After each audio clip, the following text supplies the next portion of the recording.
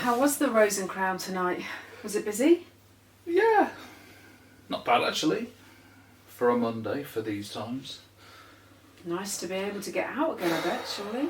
Yeah, sort of. I mean, it's weird. Not like pubs were. It feels a bit Russian, Cold War. What do you mean? Well, everyone's sitting at their own table, nodding when they need serving. No rounds allowed, just your own drinks. You can't go up to the bar, which is right there. A beautiful Victorian bar made to stand up. Well, what makes it Cold War? It just feels cold, distant, untrusting perhaps. In the First World War, they banned rounds of drinks in Britain, you know. I've forgotten that actually. Maybe there's a British precedent. It only feels mildly warmer than my analogy. Who was in? Anyone you knew? Well, it's ABCD night. I never knew how few of my friends had surnames towards the start of the alphabet until they introduced the social spacing in pubs law. So you drank alone? Alone at my table, yes. But I did venture to talk to a few people. I'm not a shy teenager. You never were a shy teenager. Just a shy teenager. Probably. But probably less shite than most. All teenagers are shite. Our two were. So who did you chat up? A bloke called Mark from Canary Street. You'd know him if you saw him. I think his kids are younger though. He looks our age. Anyway, you'd know him.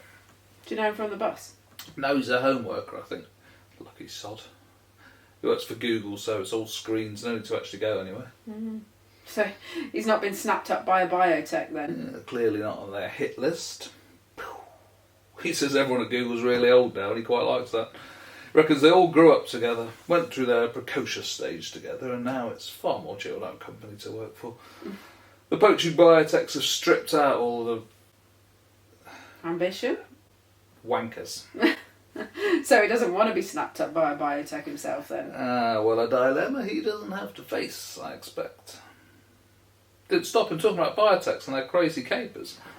What are they crazily capering about now? What's the new reason they've cooked up for people to sign over their DNA? Money! Money, money, money. Remember it? Remember when it made the world go round?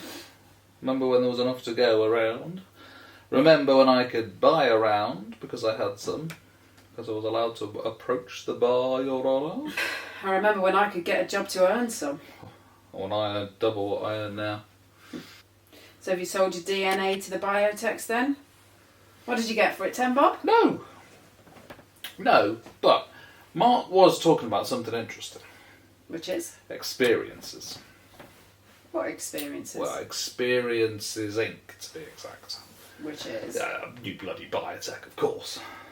And their angle? Memories. They buy your memories. Do they? Yeah, it seems so, but not your good memories. Mark showed me an ad on his phone. It was about a couple who were worried about never remembering their wedding day.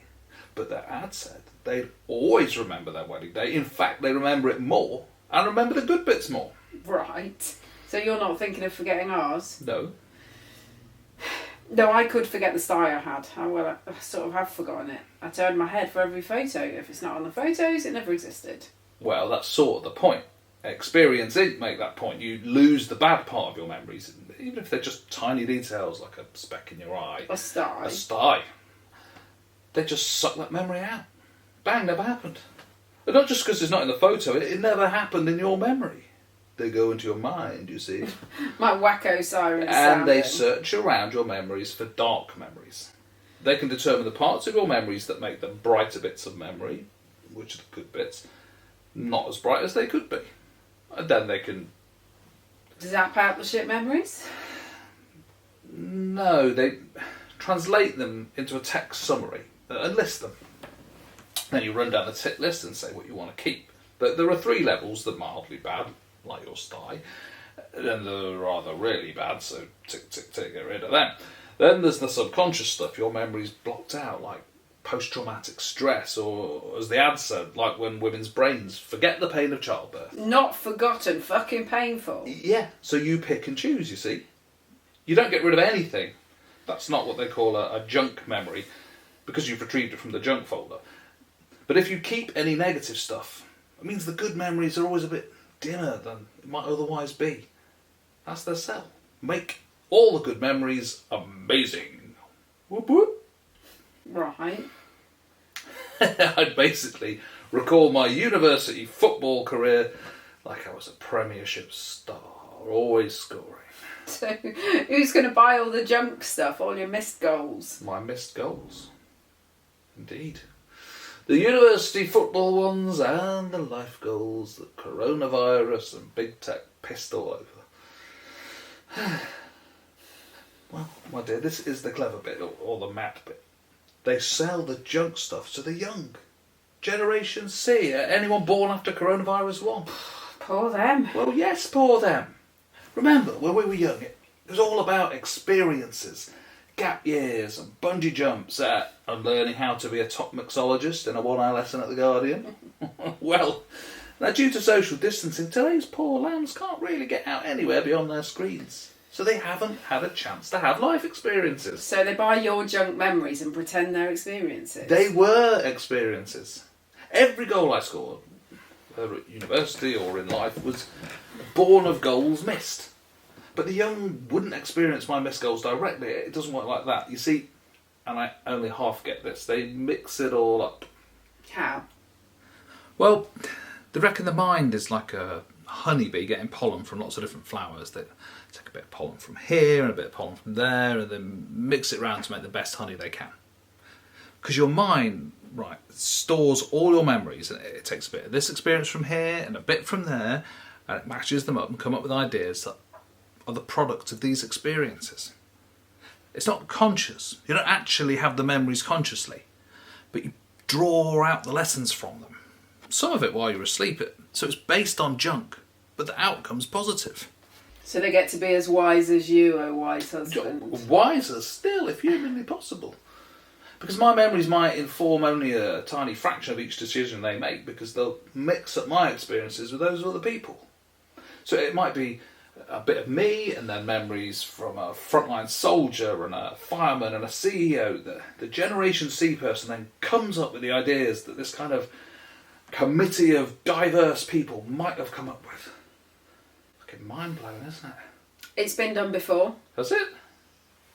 Experience Inc. reckon they're the first. There's another biotech done it. No, but I have. Suck people's junk memories out. Sucked people's junk debt out, mixed it up with other junk debt from here and there, stuck it all together with financial institution glue and sold it on to other suckers who thought that junk plus junk plus junk plus shit equals opportunity. I could have called myself Opportunity Inc., except the bank I worked for already had a name. Well, actually Mark says Experiences Inc. was started by some bioscientists who previously worked in fintech at your old bank, as it happens.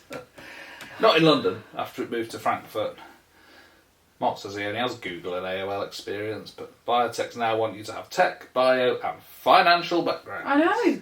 My banking qualifications count for nothing because I haven't mixed them up within a portfolio career like your bloody honeybee, taking some shallow pollen from one industry and some shallow pollen from another. Okay. Well, not okay, actually. Not okay for one, because it's a crap way for a career to end. On the scrap heap at 50, because I concentrated too much on the one job and the one industry in front of me. Okay. Yes. Well, we have to hope something will present itself, and it might do. But not okay, because what gives them the right to take my shit memories and push them to the young mixed up with someone else's shit memories? Whether it's a firefighter or a soldier or Fiona from the cafe. You might get a few hundred for your shit memories. A few grand. But would you want them injecting that into our kids' heads? Even if it means there's a chance they'd have an amazing idea to act on. Presumably on screens from their isolated and tiny flats, and that's an ideal outcome. More likely, like the junk bonds did, the whole thing will blow up into a right bloody mess. Who's regulating this stuff anyway? Nobody who understands it, not really understands it. It takes someone with a, what does this last rejection letter say? A can't do attitude to tell them when they're heading smack bang into something they can't control. We're not doing it then. Did you want to? I've had a few pints. Earlier it seemed like we need the money. We don't need less of you. We don't need less of me. We are what we are, what we've become. Bad stuff, good stuff, for better, for worse. Richer or poorer. And anyway, some of my happiest memories of when the kids were small. Look, I've been looking at photos tonight while you were drinking vodka and Cossack dancing like a Russian. Look, these are some of my happiest memories. But I look at me in these pictures and I'm exhausted. I'm utterly wasted. I'm wishing I was back in the bank with a lunch ahead of me and a good night's sleep behind me. I mean, I don't feel bad about feeling that back then. You're supposed to, but the shit memories become good memories over time. You don't sell the bad ones before they have the chance to bloom. Quite. And also what? They want us to give up Rebecca because losing a baby is a junk memory? I didn't say that. I could leave that on my list, could I? Leave her unticked? Pull her out the junk folder? Well, the truly awful bits, maybe, perhaps. They're part of me. They can define you sometimes. Even now, they take you over. It worries me. It just worries me. Without them, there's no Rebecca. She was stillborn. There's no one memory that's good except the pregnancy when she was still alive. But those memories are so sad because of what never happened. So Fuck that. Forget that before you even say it. You can't suck that out of me and leave me with only memories of a happy pregnancy like Rebecca's alive and out there and 30, sitting in some lovely shitty flat with a screen and the collective wisdom of firefighters and soldiers and fucking CEOs informing her genius ideas. She isn't. She has only one life now, and it's the sad memories that we, because I thought you felt them too, carry with us. I'm sorry. I'm sorry too. I'm sorry I can't get a job. Sorry shit people can. Because being shits is the most saleable commodity these days. I'm sorry that you can't sell your shit memories because I won't let you. Because I need you as you are. I love you as you are. I'm sorry you had to sit at your table on your own tonight like a lonely Cold War Russian drinking your fill and thinking about selling your soul. And our daughter. And Rebecca. I am sorry. I wish I hadn't said anything. Actually, I wish I hadn't thought it. Good. Live with the regret. Turn your face away for the photos and pretend it was never there. Just don't wrap it up and send it as a gift to the young people in the house share next door.